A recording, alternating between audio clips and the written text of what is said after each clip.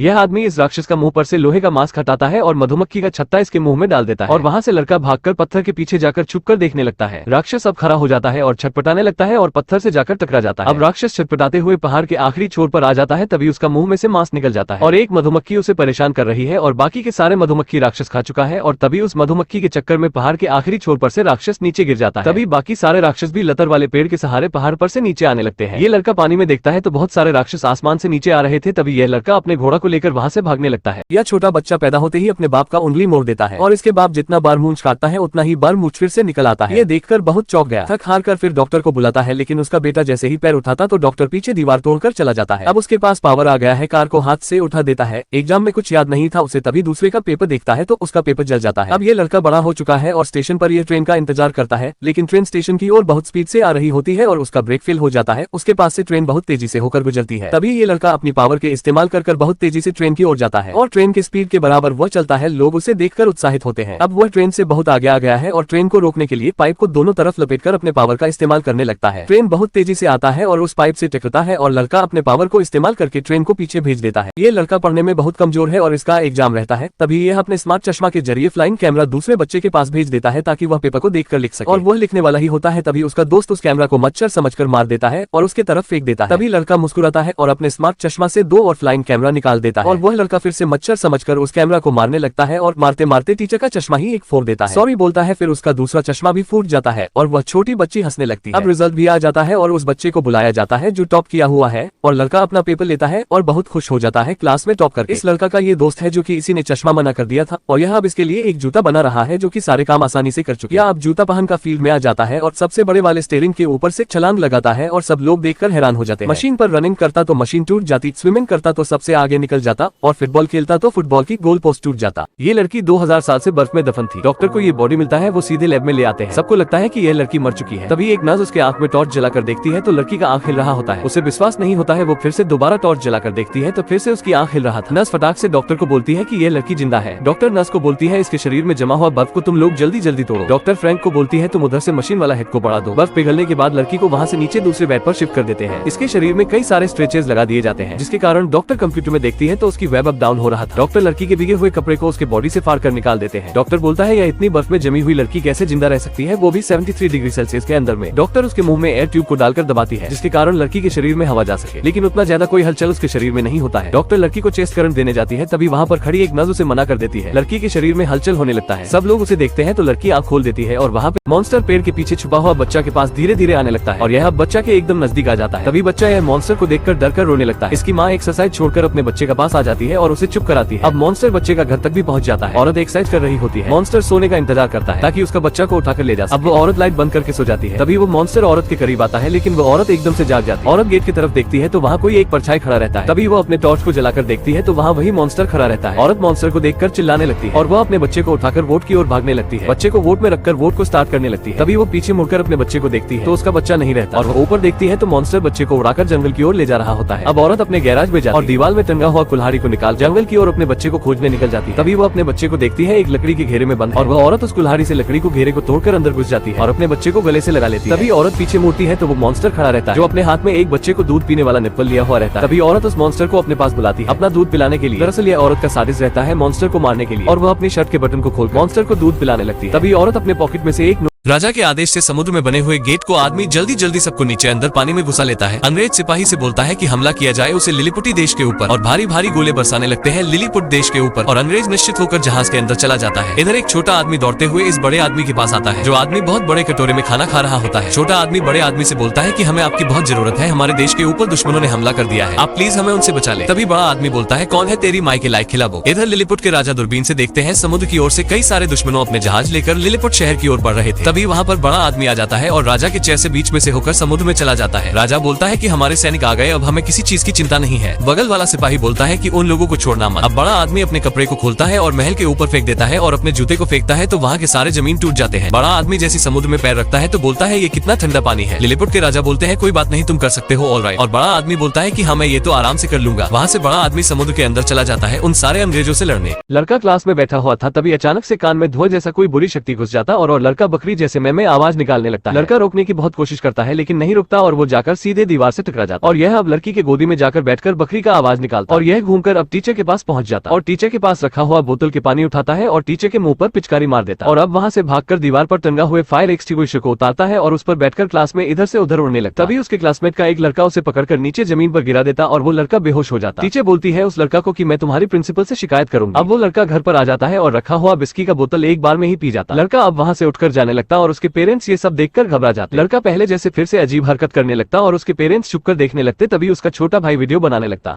लड़का आसमान में पत्थर फेंकता है और वो पत्थर आसमान में जाते ही गायब हो जाता है। तभी वो अपने हाथ को देखता है जो उसके हाथ में अचानक से अब पावर आ चुका है। लड़का वहाँ से तेज दौड़ता है जंगलों में। अपने पावर के जरिए वो पेड़ों के टहनियों पर से लटक कर भागता है। लड़का बहुत बड़े पत्थर पर से बैकफ्लिप मारते हुए नीचे उतरता है जो देखने में काफी शानदार लग रहा है। यह अपने क्रिश जैसा हीरो की तरह उछलते हुए दूसरे पत्थर पर आता है। ये लड़का अलमारी को जैसे खोलता है तो उसके मुंह में लाल रंग के छींटे पड़ जाते हैं। दरअसल ये लड़का उस पावर वाले लड़का का दोस्त है। तभी वहाँ पर कई सारे लड़का आकर उसके मुंह पर परे रंग देखकर मजाक उड़ाने लगते हैं। लड़का गुस्सा में आकर उसे मारने के लिए दौड़ता है। तभी वो सारे लोग उस लड़का को धक्का मार देते हैं। पावर वाला लड़का उसे पकड़ लेता है। अपना दोस्त का बदला लेने के लिए वो पावर वाला लड़का उन लोगों को मारने वाला होता है लेकिन वो अपने हाथ को कंट्रोल कर लेता है। वहाँ पर कई सारे लोगों को खड़ा देखकर लड़का अगले दिन कॉलेज जा रहा होता है। तभी वही सारे लोग उस पर एक बहुत जोर से बॉल मारते हैं जिससे लड़का नीचे जमीन पर गिर जाता है। वहाँ पर बैठा उसका पावर वाला दोस्त उठकर उस लड़का के पास जाता है और वही बॉल उठाकर उनमें से एक लड़का को बहुत जोर मारता जिससे वो नीचे गिर जाता है। उसका दोस्त उस लड़का को उठाता है और बोलता है ये क्या किया ब्रो। तभी वहाँ पर खड़ी एक लड़की उस लड़का को देख लेती है।